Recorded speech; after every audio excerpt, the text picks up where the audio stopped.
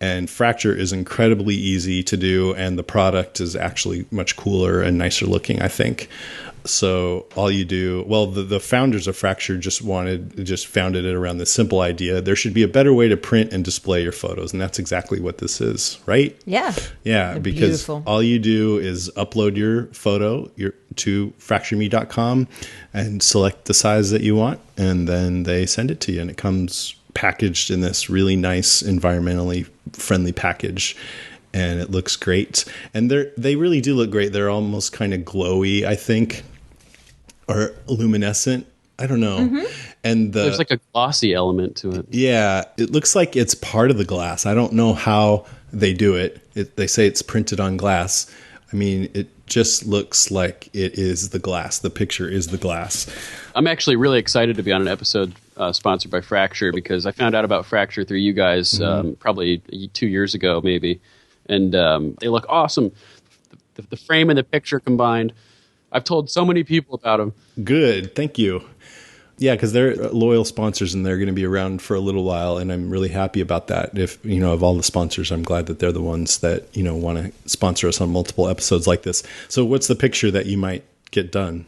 All right, so I'm from Old Lyme, Connecticut, and we recently have had this family of bald eagles that have been nesting down in the Black Hall River, a couple miles from my house.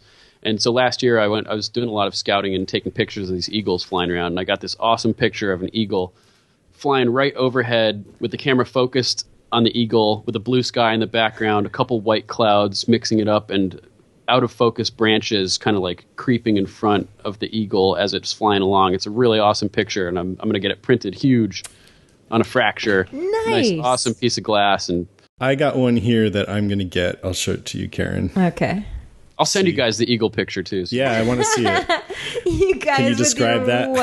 Okay, so it's all the Walker Stalker Con people in their onesies and all yelling. This is our episode watching party. And I can see you, Duncan.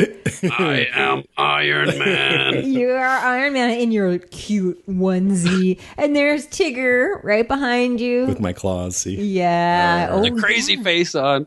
That's Isn't that a great picture? That's going to be a great so awesome. Fracture too. Totally. Yeah, I love it. If you don't know what picture to choose, but you've been looking for something cool to hang up, they also have an art store with original art and photography by these really amazing artists on there.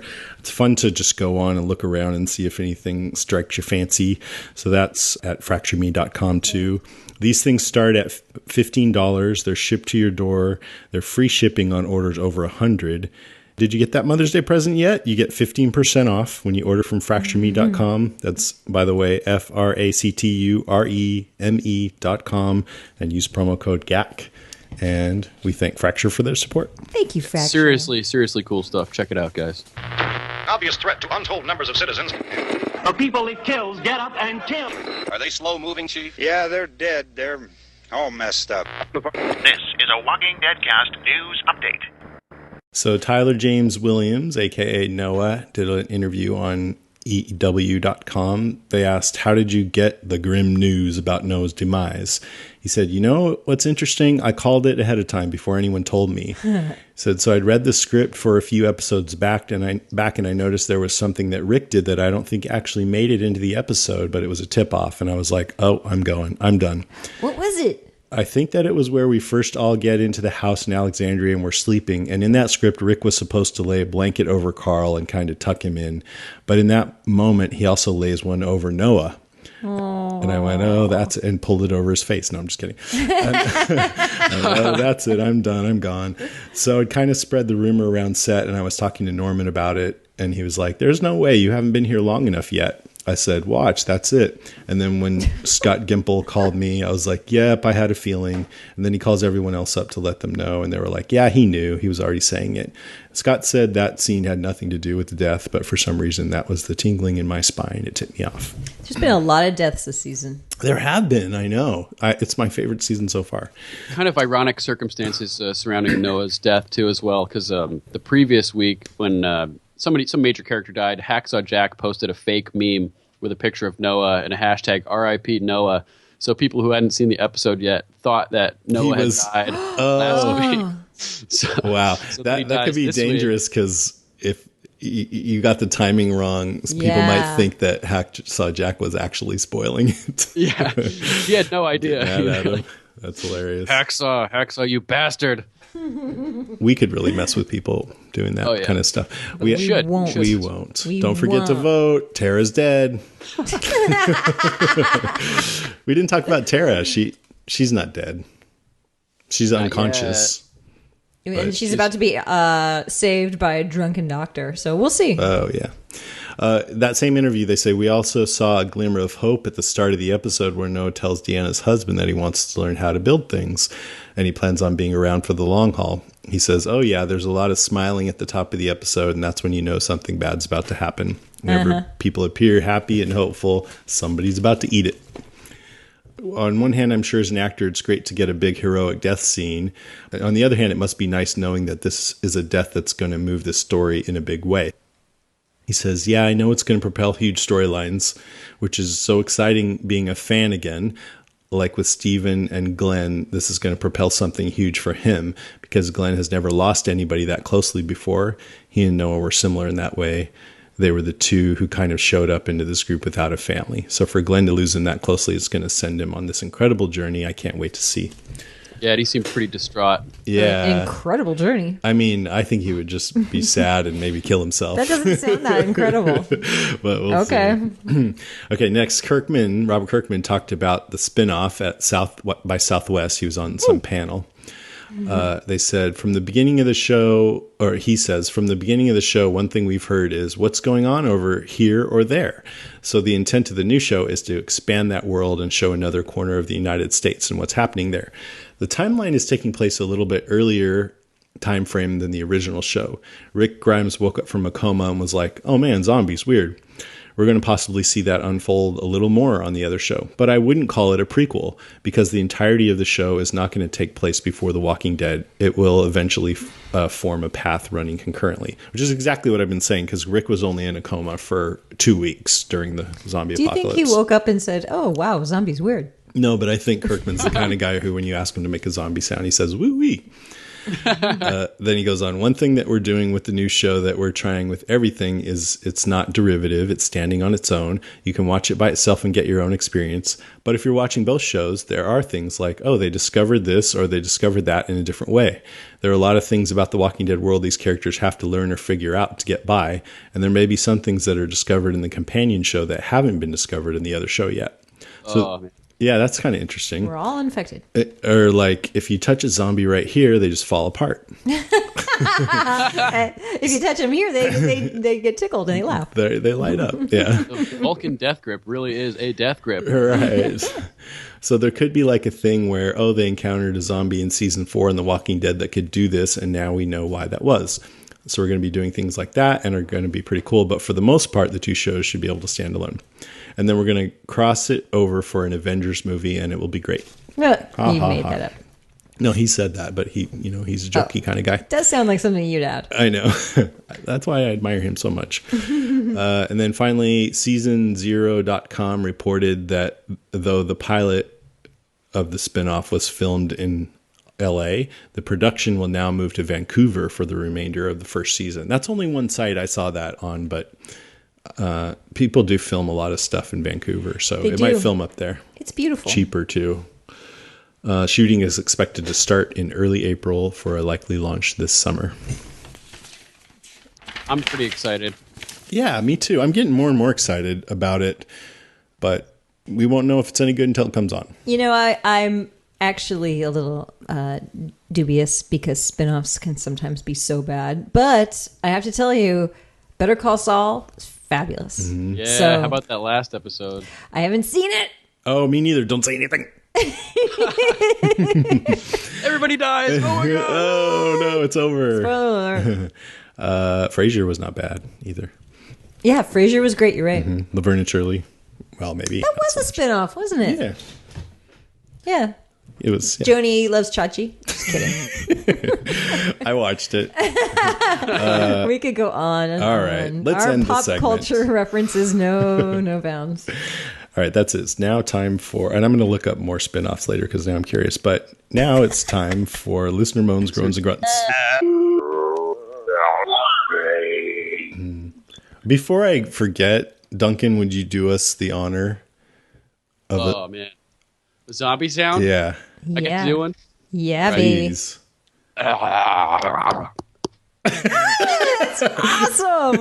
What was like the banging? Is that? That's the teeth clicking. Oh. Was that you gnashing your teeth? Yeah. Oh, Awesome. man. Do it again. Do it again. That's commitment. One more time, gnashing. I almost felt you jumping right through I that. don't know why that tickles me so much, but it really does. That's my favorite part is the teeth. Do you want to read this long first email? Who, me? Yeah. Duncan? From Eric Sherman? Yeah. Yes. Absolutely. Go for it. All right. Eric Sherman writes in, this might be too much information for a relatively inconsequential point, but I think I should explain why I don't think the Alexandria Wall is improperly constructed. Having put up strong walls and foundations for the School of Engineering at Valparaiso University in Indiana and Stark State University in Ohio, I've got a pretty good amount of experience with building walls. It looks to me like this is how Greg went about putting up the walls. Wall frames were built first. I-beams used as vertical elements with square tubes, steel welded or bolted together to form the support skeleton between the beams on the interior side of the wall. Holes to bury the bottoms of the I-beams were then dug so the frame would stand freely and have the ability to withstand a toppling force. Final step would be hoisting up a sheet of metal and fastening it to the wall frame. You'd want the wall frame on the inside of the wall to keep people from climbing in the way Enid climbed out. To hoist up the wall, you'd truss it with a sufficiently long and rigid poles, and maybe a wall jack if they had one.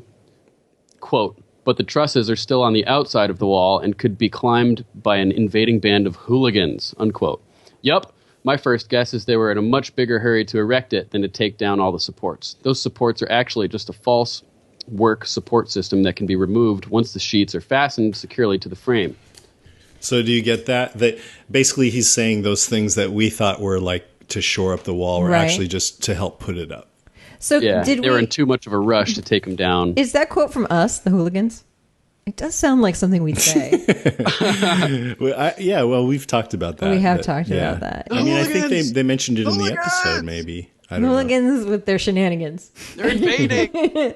The hooligans are here. It does sound like something we'd say. The soccer hooligans have arrived. That's our new word for zombies. Hooligans. It's a herd of hooligans. Undead hooligans. You know, that's our public service right there. We've just described how to best erect a zombie wall. But make sure to take down those trusses. Yes, You exactly. you To said keep out the erect. hooligans. Hooligans. All right, this next email is from Diana Saladino, who writes, I have a zombie book recommendation to share with you. If you have read it, I would love to know your thoughts. It's an educational zombie apocalypse book called That's Not Your Mommy Anymore. The description from Amazon in an ongoing effort to warn an unprepared world of the rising danger from zombie attacks. One vulnerable group has been left out. Small children. That's Not Your Mommy Anymore offers social workers, counselors, and educators a helpful new tool to communicate with hard-to-reach at-risk youth. This inviting and entertaining story helps early readers understand for themselves that a mom who has fresh brain casserole in the oven instead of her usual meatloaf is probably not their mommy anymore. As you can see, the book is a must-read for all children. A warning, this book scared the crap out of my then 6-year-old son to the point where I had to take it out of his room so he couldn't even see it. This is a kid who grew up playing Call of Duty. Just saying, proceed with caution. Rawr, zombie sound. Diana. You know, I think we have talked about I don't remember. that book. That's Not Your Mommy Anymore. Maybe we just like saying. I like the title. Yeah, exactly. I think we've said words to that effect. Yeah, probably. Yeah, that's not your It wife sounds anymore. interesting. Yeah. Yeah. Scar your kids for life. Sounds like a great little thing for small children. Nico, he's not scared of zombies, and I don't let him watch the show, but he sees our posters and he knows he went to Walker Stalker Con, so he says he goes, He associates my work with Walker Stalker Con. He actually said something about Walker Stalker Con the other day. It's pretty adorable. So cute. He's freaking adorable. Sorry, people. It goes, the man. Okay, next is Jen from San Diego. Hi, Jen. She says, I was deeply saddened over the loss of Noah in this past episode. Early on in this episode, there were factors that... Is one reason why you didn't like the episode just because a character you liked died? Yes. Okay. I'm up front with that. There were factors that tipped me off a bit that Noah's days were numbered, i.e. his wanting to be an architect/engineer and Reg giving him his journal. Cue sad trombone. I wasn't this sad when we lost Beth and Tyrese, but me neither. But I think it's because we just started to really get to know Noah, and boom, he was ripped literally away from us. I think it's just because he's more likable too. But anyways, I thought it was somewhat ironic and sad that Noah lost his life over Glenn in a way that when Noah was taken by the Slabtown group, they chose Noah over his dad. Maybe when Noah said to Glenn, don't let go, that could have been something that his dad said to him when Noah was taken away. Maybe.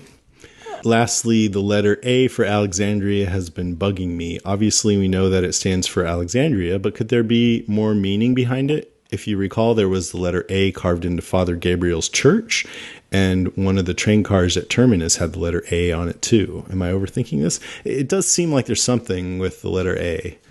It's just A for assholes. I don't know. Or adulterer. Yeah, it's really interesting. You're right. Anyway, she goes on. Love you guys. That's we all. love you too, Jen. Jen from SD. I love you, Jen. See, Duncan loves you too. It's true. Great email. Next, Duncan. All right. Got an email from Daniel Diaz. It was an awesomely bloody, heart-wrenching, and gory episode. Now, we know what the A stamp stands for. Assholes! There you go, Jen. There you go. Father Gabriel likes Alexandria because it is just like him, passive and meek. I wonder how the town was able to survive up to now as the residents retreat at the sign of walkers. Also, Noah died, making Beth's death pointless. Yeah, it's awful. Thanks for writing. Sarah, I don't agree with that because everything's impermanent. So if you think Beth died to keep Noah around, then that gave us a few more episodes of Noah, and this, what some of us think is an awesome episode. So that's not pointless. And if it weren't for Noah, then Tyrese would still be alive. So it's Beth just died a giant in order circle to make sure that Tyrese also died. See, that's not pointless. It's a circle of life. Wait, no. Circle of death. Circle of death. Yeah. The circle. Death. Thank you, Duncan. That needs to be sung in a heavy metal style for sure. Soft songs done hard. Sarah Gill writes, that was brutal. Kind of glad I watched it by the light of day. Crazy how long they lingered on Noah's death. Right along with Glenn, I guess. Shouldn't you shoot your friend in the head or something if you know that they're about to be zombie food? He's out of bullets. Strongly pulling for Tara to pull through. The world needs cute lesbians and fist bumps. I agree. And Father Gabriel is just the worst. Worried the timing of Aiden's death and the news will not go over well with Deanna. Hoping Maggie will jump in and clear that up. P.S. We'll clear it all up. P.S. Great to meet Jason at Walker StalkerCon Dallas. This is from Sarah, the girl that caught you right after your excellent panel near the restrooms. Sorry if that's where you were headed. Hope you enjoyed Big D. I was coming out of the restroom. I washed my hands, so it's okay.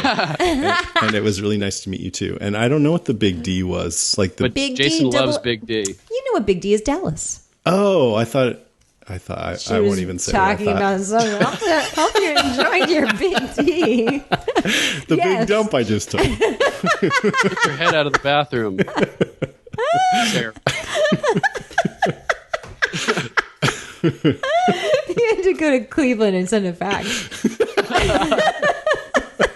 Mother dick.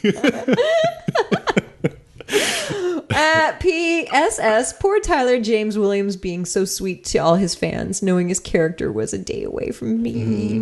Was he there when you watched the episode? I did a panel with him and two of the Slabtown characters, Gorman, who gave the lollipop to Beth so nicely, and Dr. Stevens, is that his name? Dr. Stevens?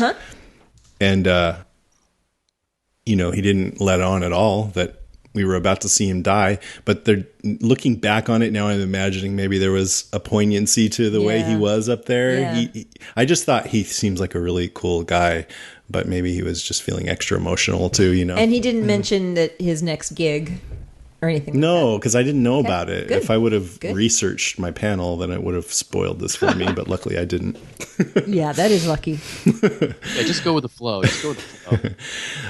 There were tons of calls this week. I really totally appreciate you guys calling in. I love it, but we can't play them all. So sorry if we don't play yours. There's more of a chance we'll play your call if it's shorter and to the point, or if it's just entertaining or brilliant or haiku, weird or something, or sometimes just sort of random, or a little ditty. song. But anyways, we are going to play several. So here we go with Pake Allen. Hey, it's Pake Allen. I'm gonna start with a happy note. Jason, it was awesome to meet you and hang with you, talk with you at Walker Stalker Con in Dallas. I really appreciate it. Yeah. I had a great time. You met Pake. But let's get into the episode. I'm just gonna start with saying, damn, that is a heavy episode. And, I mean, I'm going to have to say it's probably one of my absolute favorites. Karen. Stuff hit the fan. And, wow. Noah, I just saw him today. Anyway, I want to focus on one point other than the gruesome deaths that happen. I think the moment with Carol and Sam is probably my favorite in the episode. And what I really read out of that is, you understand, I see this point where she just doesn't want to bond with another child. She can't do it. And I think it's, after Lizzie and Mika and Sophia and all this stuff, she just doesn't want to. But then when she sees a child hurting, she has to take care of that. And that's why she goes to Rick. Anyway, I haven't done a zombie sound yet, so I will end with that. Oh my God. We both jumped. Nice, Pake. You totally made us jump. Good job, man. Yep, totally agree about Carol. She just can't help herself. All right, now here's Aaron from Kokomo. Hey, Jason and Karen. This is Aaron from Kokomo, Indiana. Man, what a great episode. When Carol was telling Rick that he had to kill what's-her-name's husband, it took me right back to season 2 when Lori was talking Rick into killing Shane. And, once again, we find Rick in a position where he has to kill someone to fight for the woman that he loves. Well, Carol said so. And also, what the heck, Father Gabriel? I think his new religion is self-preservation. And he's basically trying to kick our survivors out of Alexandria so that they don't know about his sins and what he did to his flock. Maybe. So, what a great episode. Love you guys. Don't get bit. Thank you. Don't Where's your bit, zombie baby. sound? Rawr. Rawr. Rawr. There's yet another theory on him. I wonder about that. He looked severe. Yeah, maybe could be. Wow, if that's what it is, that's even worse. Mm-hmm. Yeah. All right. Jerk. Next, either way, he's an a-hole. This is Ray from Olympia, Washington. Hey, this is Ray from Olympia, Washington. I just finished listening to your podcast about the last episode, Forget, and I wanted to say something about Daryl. One of the things I think we should keep in mind, because some people are saying how he switched quickly, is that for Daryl, the apocalypse is better for him in some ways. And even though he knows they need a place to stay, the return to normal for him, or something that looks like normal, means he might lose his friends, go back to a situation in which was abusive for him. And so all that stress, I think, got to him. On top of that, I think Daryl's comfort zone is the idea that he is needed. And when Aaron shows, or Eric or whoever shows that he's needed, that's what pulls Daryl along. So just my thoughts. Enjoy the podcast. Enjoy the show. I look forward to your next podcast after the next episode. Bye. Whenever anyone pauses at the end, I think they're considering making a zombie sound. Also, that I think it's pretty cool with Daryl, because it starts off that he's not integrating, he's holding back, he does not fit in at all. But all of a sudden, the switch flips, and everybody else is freaking out and losing their shit. Sasha's shooting pictures of families. Rick is like, "We're going to take this place over if they can't survive." And Daryl is just like the definition of cool and collected and integrated. That's a good Yeah. Rick impersonation. It is. Yeah, totally. And I totally agree that being needed, that's one thing that's been really, well, not that there aren't others, but that's a thing that's been very consistent about his character, is that when he feels like he's needed, that's when he seems to have it most together. Right, exactly. By the way, can I just say before you go to the next caller that Ray was talking about community and belonging. Did you happen to notice that Rick's house that he was in is the same house that Michonne's in? Yeah, I saw the sword over the mantle. Fireplace, yeah. Yeah, the katana. They're living together? Yeah. Well, they're not living together. Goodness. They're not. I mean, what do you mean? They're living in the same house. They're living in the same house. Yeah, that's what living together means. But they're not living together. They might be. No, they're right. You're right. They're not. But it's yeah. interesting that if that's, I guess I was so, like, oh, that's so nice. Because it makes me sad, actually, to think of them apart in different houses and not being together. Mm-hmm.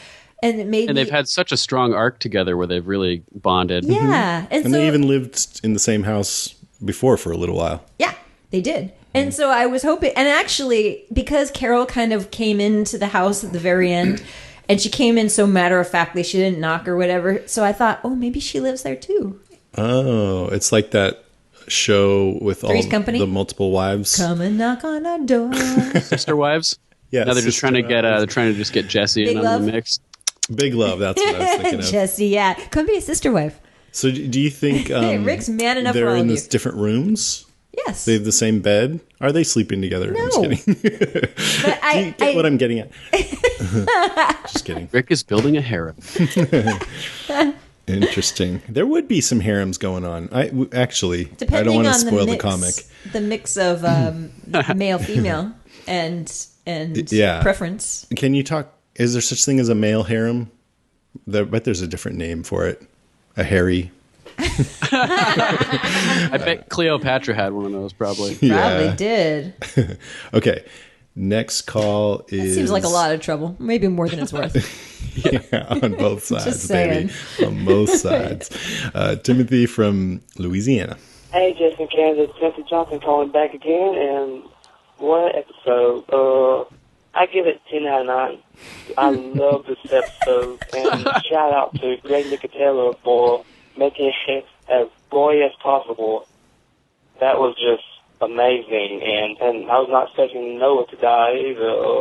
Also, I want to give a shout out to James and Eric for being in the episode. I don't know which walkers they are, but they'll say it.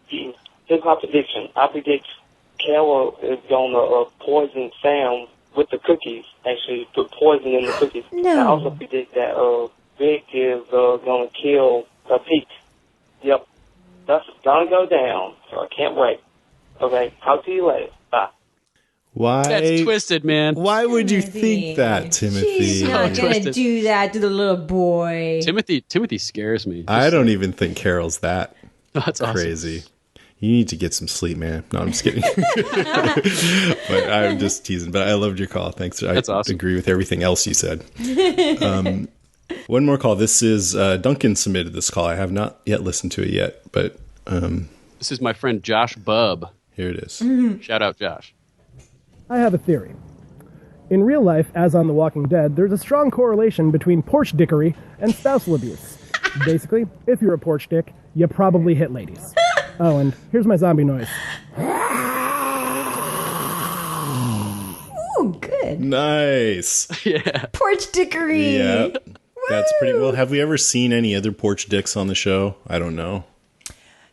We have seen Herschel had a big porch. He did. He was kind of a dick at that point too. Yeah. But he was like, you guys gotta get off my farm. He was also a drunk, and his wife was in the barn. He had his wife locked up in a barn. Yeah, see? Porch dick. But he fed, to his credit, he fed her live chickens, so. Yeah, I guess that's after he something. broke their legs. Yes. Well, that was very nice, wasn't it? Not to the chickens. Yeah, total porch dick to that chick. It was a porch dick move. Chicken dick. Thank you, Josh. Just wanted to say that. Okay, that's it for Listener Moans, Groans, and Grunts. Thank you, everybody. Let's move on to Comic Talk with Mr. Blog and Grace C. Lou. Take it away. Yeah. Hey, everyone. This is Mr. Blog. And this is Grace. Grace, We have a lot to cover in this one, don't we? We do. A lot of fun stuff. And most of it was all taken from volume 13, Too Far Gone. Yeah. I mean, in this one, it was interesting because there was certainly a lot of added material that we didn't really have in the comic that was in the show. Sure. I mean, Noah, the Glen, that whole trip thing, and a few other elements. But at the same time, we got a lot of little things tweaked that were definitely from straight out of the comic. So why don't you go ahead and let's talk about the biggest one, the one that, I got really excited about seeing for multiple reasons. Well, the first one was the crew that was attacked by the zombies at the construction site. And a lot of it went down similarly. Abe saves one of the crew members, except in the comic it was Holly, and in the TV show it was Francine. But Holly was mentioned earlier by Tara, right? Right, to when she was Noah. talking to Noah. So there is a Holly somewhere. There is a Holly, and I love that. I heard that, and I'm thinking, awesome, there's a Holly. And then all of a sudden we get to the construction site, and there's this short-haired chick, just like Holly in the comic. Yeah, I'm like, oh, that must be Holly. But they're a calling brunette, her Francine. But yeah. she's calling her Francine. But I love that they got that in there. Sorry, I totally interrupted you. Move on. Oh, no. I was just saying it went down much the same where the crew, the rest of the Tobin and the rest of the crew were just going to leave the other member to die. Yeah. And Abe was like, what are you doing? And basically saved her and they got away. It went down just a little bit differently. In the comic, I think Holly kneed Tobin in the groin versus this one. Yeah. Abe punched Tobin. So. No, it was Francine that punches Tobin. Oh, was it Francine? Oh, absolutely. No, they did that the exact same. Good. They did do that the same way. I mean, some of the things just that not were, the knee to the groin. No, just not the knee to the groin. But some of the things that were a little bit different with that is that Tobin and his crew have this whole like get into position, get into the phalanx, right? And the phalanx is a Roman soldier sort of group of things, and I remember in the book Abraham is saying, "What the fuck is a phalanx?" So there were a few little elements, and I guess in this case now in the show we get Mother Dick as opposed to that kind of thing, but it was. So I was kind of waiting for Tobin to get into position, to get everybody doing that, but it didn't really happen, which was fine. I thought it played out just wonderfully. And of course, I'm sure Jason has already gone on and on about this, but seeing Eric and James of the Walker Stalkers under the truck there, although I must admit they were unrecognizable. I didn't realize that's who it was. I needed something a little later to figure that out, but that was great to see them in that. So it was. And then, of course, similar to the book, and there is a slight little tweak on this as well, was Tobin talking to Deanna about Abraham taking over as leader of the construction crew. Now, in the book, it happens, I think, weeks later that Deanna is I think actually... a week had gone by. Yeah, and Douglas in the book is talking to Tobin saying, what's this crap I hear about Abraham leading your men? And then he, exposes himself.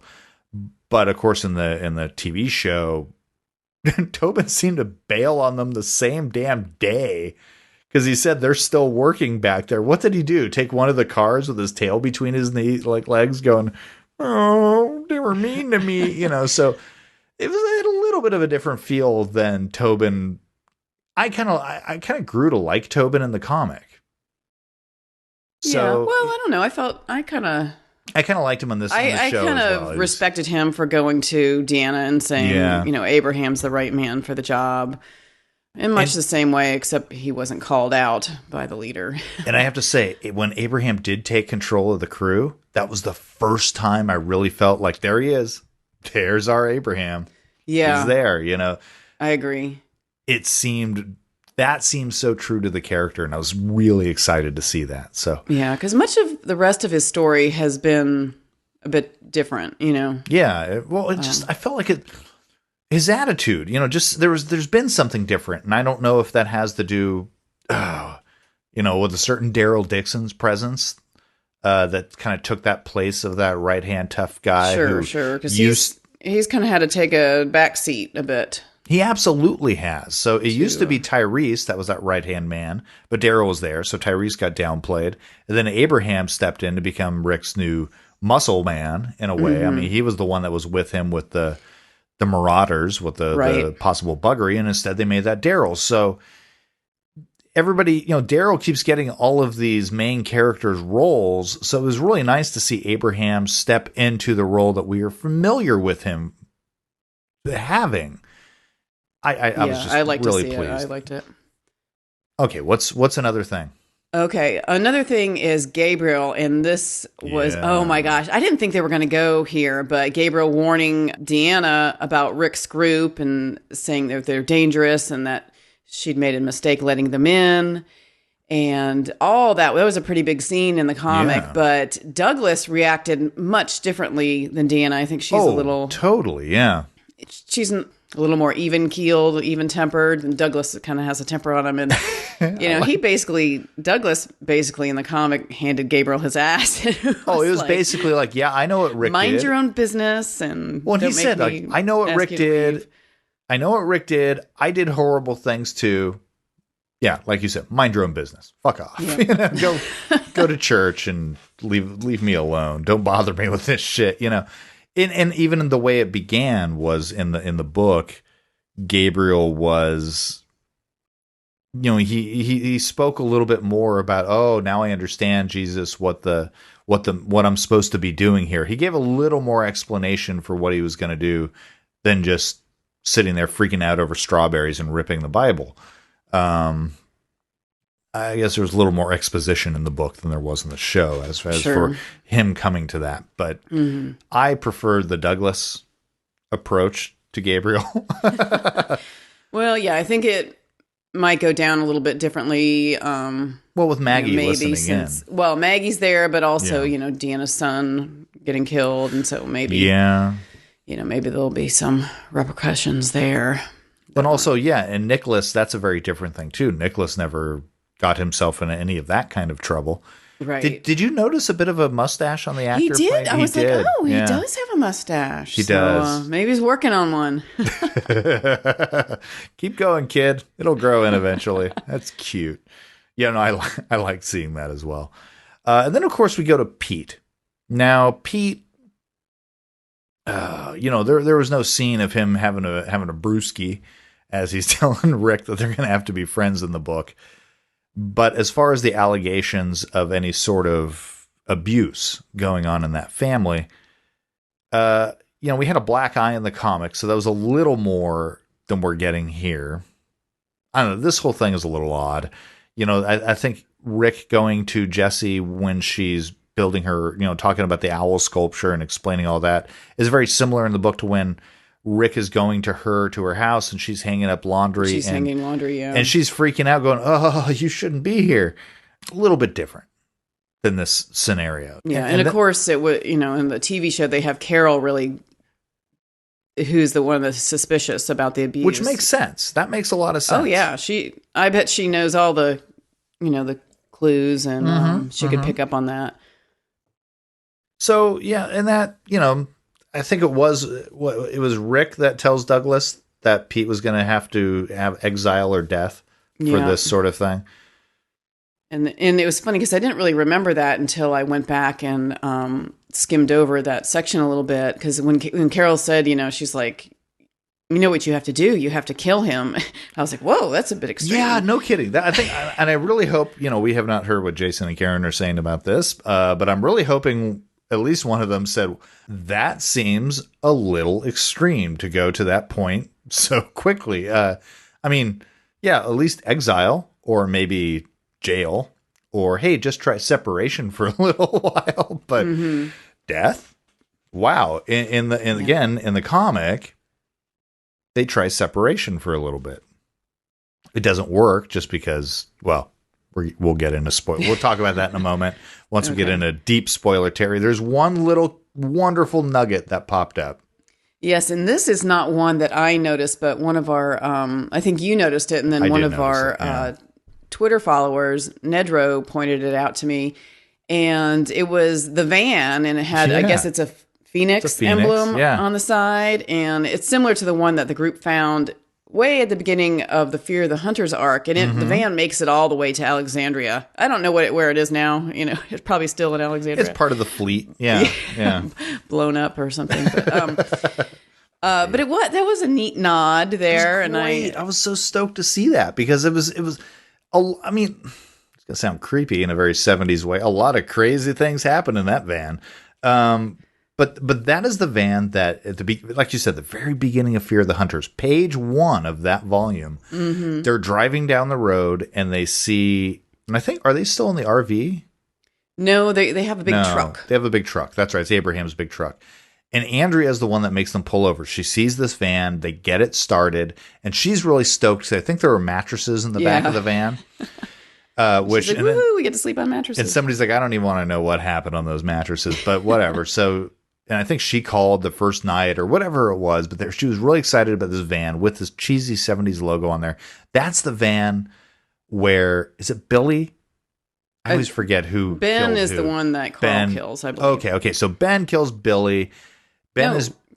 Oh, yes. Yeah, Ben kills Billy, and then it's Ben that's kind of being kept in the van after all that happens. That Rick, my goodness, Carl opens the back of the van, killing Ben. So that happens in that whole thing. Then the Fear of the Hunters, all the cannibal arc happens. So it's this is a long cry back. I was so happy to see it. I always imagined it being a little more like the Mystery Machine from Scooby-Doo. like green and blue and red or orange or something. Not the tan that it was, but whatever. Tan's a good 70s color, though. It is. Tan is a very good 70s color.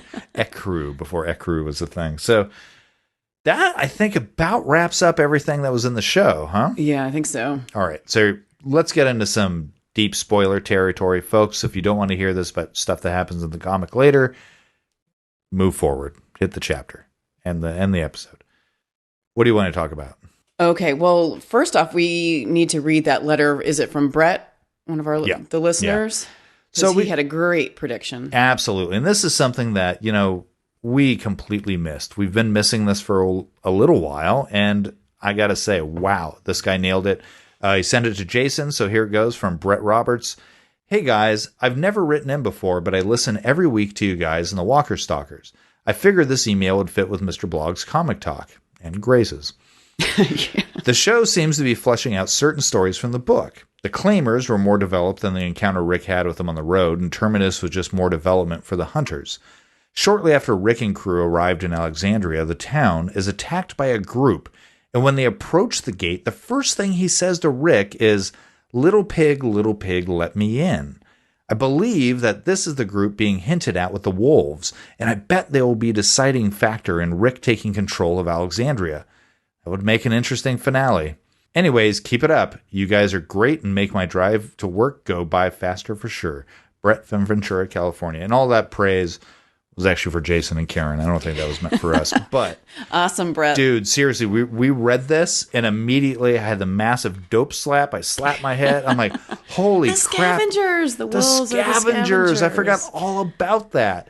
Well, I didn't forget that happened, but I did not make the connection with the wolves and the little pig, which is perfect. And that's Derek, who's the leader of the scavengers, that says that line. Yes. It was the first time.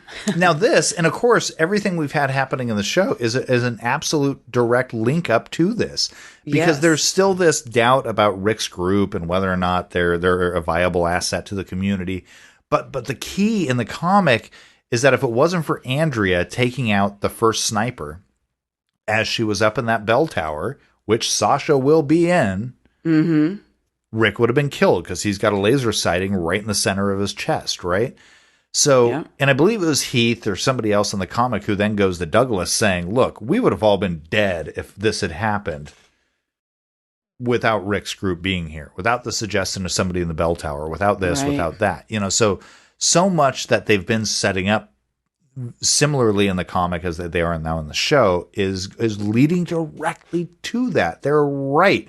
Now, of course, it's also the gunshot of Rick killing Pete in the comic that leads the scavengers to Alexandria when they hear that gunshot. So that's going to be a whole other thing. So do you think, I don't know. It seems kind of quick to me that we're going to get to a death for Pete. Yeah, I don't know if we're going to get... Because I'm at this point believing... we have 2 more episodes? Yeah, but the second episode, the season finale is going to be 90 minutes. So we get an extra half hour in there. Sure. So I'm guessing that is going to be the Scavengers episode. And maybe next episode will be Pete being taken out. Although it seems really, really quick. Seems really quick. So I don't know. Because I feel like we're going to have to wrap up this wolves thing.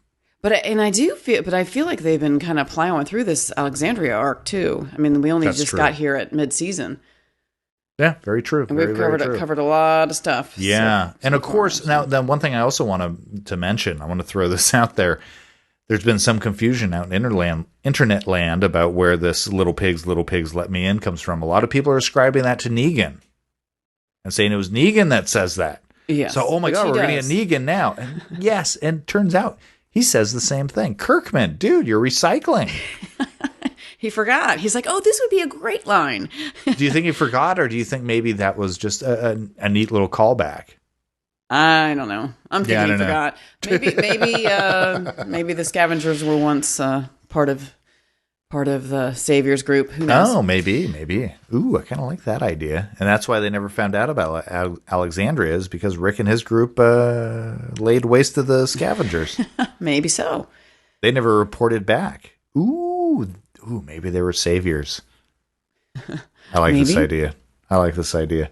Well, I think we've pretty much talked this comic talk to death. What do you think? I think so. Fantastic. Well, Jason, Karen, let you get back to your show. I want to remind everybody you can catch us every week on Under the Comic Covers. And this month, there are 2 issues of The Walking Dead. We've already covered one. There will be another one coming up, not next this week, but next week. So we hope you guys will tune in for that. Until then, see you guys next week with Comic Talk. See ya. All right, we're back, and it's time for next week on The Walking Dead, which will have light spoilers. I wouldn't say light spoilers. Heavy spoilers? I'm going to say no spoilers because there never is. We never, ever get to see any sort of information. Some people don't even watch those. I am terrified for this segment because I don't watch that at all. Don't worry. You won't learn anything. Yeah, you just put your fingers. It's going to be totally pointless. Don't worry. I can't stop listening for a minute because I won't know when to start listening. Put your fingers in your ears. We'll tell you. La, la, la, la, la, la. We'll tell you when to start Next listening. Next episode is called Try. Okay. And the official Mad Men-esque description is this. When life within the walls begins to mimic life outside, the group realizes that sheltered life may not be possible. See? That wasn't let's so see. bad. Life within mimics life outside. What's going on outside? Zombie mayhem. So zombie mayhem inside. But there's other things going on outside. Like what? Kinds of big things. Stretches of nothing. Right. So they had at the end of the episode, they had some flashes of graves and a funeral and Deanna looking at Rick in a not very happy way.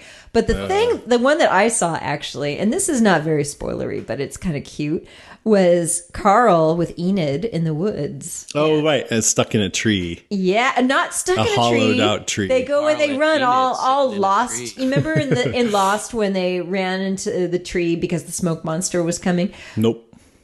Well, that happened. I believe it. That happened. So they squashed into a hollow out tree together. Yeah, baby. Killing the OMBIEs.